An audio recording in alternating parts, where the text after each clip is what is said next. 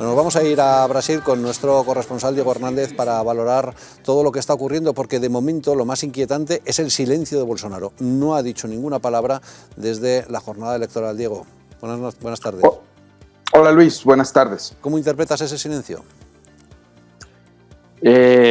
Bueno, como un reconocimiento de alguna forma de que su situación no es nada confortable y que de alguna forma él esperaba realmente quizá ganar la elección, no contemplaba la posibilidad de una derrota y esto es algo que nos cuestiona, porque todo político tiene que tener siempre la posibilidad abierta de qué hacer en el caso de ganar o de vencer.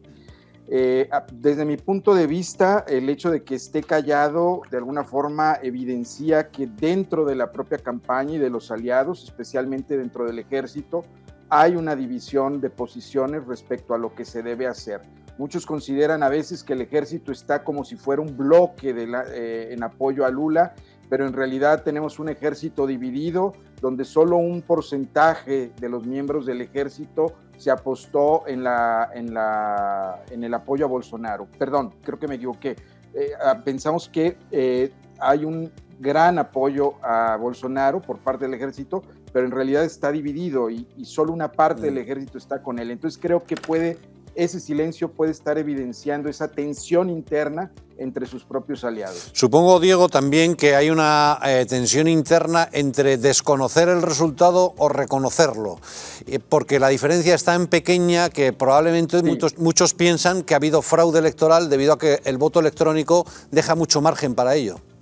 Totalmente. De hecho, un gran error, un clarísimo error del Tribunal Electoral, que tendrá que justificarse, es el hecho de que se opuso permanentemente desde hace 4 años a que hubiera en la urna electrónica la impresión. Entonces, esto es algo de lo que el Tribunal Electoral tiene que dar respuesta en una elección como esta, en la que tenemos apenas 2 millones de votos de diferencia, que para los padrones de Brasil son muy pocos votos en realidad. Por otra parte, quien debería estar procediendo, haciendo investigación para ver si hubo fraude en el proceso, es el partido de Bolsonaro, es la campaña de Bolsonaro, pero no se ve que estén moviéndose en ese sentido.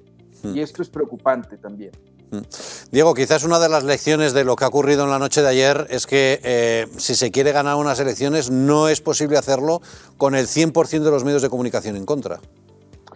Yo creo que hay 2 lecciones muy fuertes, Luis. La primera de ellas es que tienes que tener medios, como muy bien dices tú, donde puedas comunicar, ¿no? Y aquí en Brasil la elección, el gobierno se la enfrentó no solo la elección, sino los 4 años, con una especie de consorcio de los medios de comunicación en contra, con poquísimas excepciones. Y cuando entraron en la campaña, el Tribunal Electoral silenció a esos pocos medios que daban una visión más correcta de la realidad o que apoyaban a Bolsonaro. Y una segunda lección, me parece, Luis, que nos deja este resultado, es que el gobierno de Bolsonaro entró al poder y no retiró los entraves que tenía por frente desde el inicio para poder garantizar una elección limpia o una sucesión que posibilitara, un proceso que posibilitara una sucesión totalmente transparente. Y esto es algo muy importante. Los gobiernos de derecha muchas veces llegan al poder, pero no usan el poder para poder limar todos los elementos que vulneran la democracia, limitan la transparencia y posibilitan cambios limpios.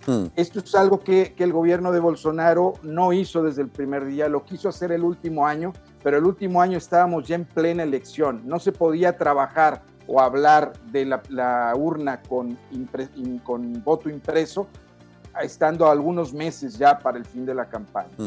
Diego, ¿a partir de ahora qué? Porque hay quien dice que Lula no va a poder gobernar con tranquilidad teniendo las cámaras en contra. Incluso hay quien dice que no va a llegar a agotar el mandato. Esa es una posibilidad real, Luis, él va a tener una oposición muy fuerte, no solo en la Cámara, algo que es común en los gobiernos de la última década y media, sino en el Senado. Y este factor del Senado es muy importante. Nuestro ojo tiene que estar sobre todo en el Senado durante el gobierno de Lula, donde va a tener una muy fuerte oposición, porque el Senado es el que permite impeachment al presidente. Y si se consolida en el Senado una fuerza de oposición sólida, esta amenaza del impeachment va a ser permanente en los 4 años de gobierno de Lula. Por otro lado, hay los resultados que esta elección nos da es que tenemos un movimiento, un sector de la población que es profundamente conservador, de derecha, y que va a las calles. Lula va a tener la amenaza de millones de personas en las calles, así que cometa los primeros errores. Y por último, el sistema de alianzas que hizo Lula, habrá que ver, fueron alianzas totalmente dispares, alianzas inimaginadas. Habrá que ver cómo ecuaciona dentro de sus gabinetes estas alianzas, porque no fueron alianzas dadas simplemente por apoyar la democracia. Diego, antes hemos visto unas imágenes de unas personas hablando de una huelga de camioneros de 72 horas y pidiendo al ejército manifestarse de manera inmediata. ¿Es un calentón de la noche electoral o va en serio? Por parte de los camioneros creo que va en serio. Estos camioneros la mayoría de los que hoy están haciendo este bloqueo, que es un bloqueo que está tomando sobre todo la parte sur del país, mantuvieron al país en 2018, más o menos, durante casi un mes parado, con daños muy fuertes para la economía, porque estaban presionando al gobierno de Temer por algunas cuestiones de elevación de precio en la gasolina, etcétera. Entonces yo creo que van en serio. El problema es si el ejército va a atender o no sus demandas, porque como repito, la mitad del ejército, el ejército está dividido, me parece, prácticamente por la mitad. Además de tener una función institucional, evidentemente, las decisiones que el ejército pueda llegar a tomar, independientemente de lo que Bolsonaro mande o no, tendrán que tomarse en la cúpula de las Fuerzas Armadas, y esa cúpula está dividida.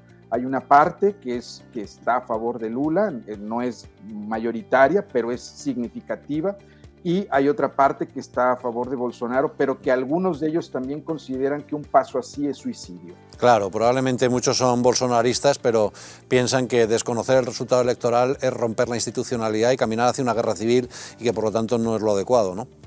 Totalmente, y sobre todo si no tienes una campaña como la de Bolsonaro que tenga pruebas o indicios robustos, claro, para decir, esto es lo que tenemos. Tú mostraste hace unos momentos un video donde se estaban pagando votos. Bueno, ayer comentamos aquí mismo que el viernes pasado se habían recogido 4 millones de reales, tan solo el viernes, 4 millones de reales que estaban destinados muy probablemente para compra de votos.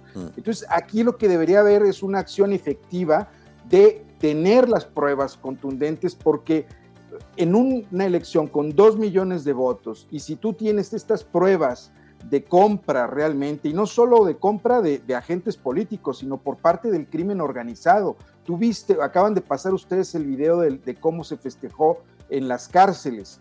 Entonces, con pruebas robustas, yo creo que podría caminar una objeción judicial de la elección, aunque sabemos que el juez tiene un lado, pero esto podría por lo menos objetar y no dejar tan clara, por decir así, la victoria de Lula, apuntando los hechos reales que acontecieron, pero no parece que la campaña de Bolsonaro esté caminando en ese sentido. Bueno, vamos a ver si efectivamente existen pruebas, y en todo caso muy pendientes de esas primeras palabras de Bolsonaro, que de momento no se han producido. Diego, gracias. Exacto. Hasta luego, Luis. Un abrazo.